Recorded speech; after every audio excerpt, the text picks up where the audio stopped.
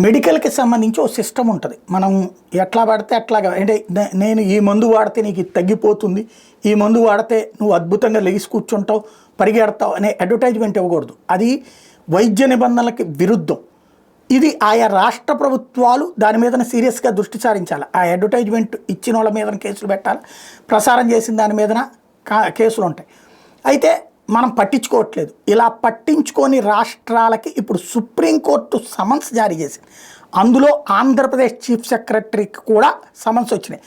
ఆంధ్రప్రదేశ్, ఢిల్లీ, జమ్మూ కాశ్మీర్ ఈ 3 చోట్ల కూడా మిస్లీడింగ్ మెడికల్ యాడ్స్కి సంబంధించి ఏదైతే తప్పుదోవ పట్టిస్తున్నటువంటి వైద్య ప్రకటనల విషయంలో వీళ్ళు సరైన చర్యలు తీసుకోవట్లేదంటూ ఆగ్రహం వ్యక్తం చేసింది. 3 చీఫ్ సెక్రటరీలని దీని మీద సమాధానం ఇవ్వమంటూ రిట్ పిటిషన్, దీని మీద ఇండియన్ మెడికల్ అసోసియేషన్ IMA వేసినటువంటి పిటిషన్ మీద నోటీస్ ఇచ్చింది.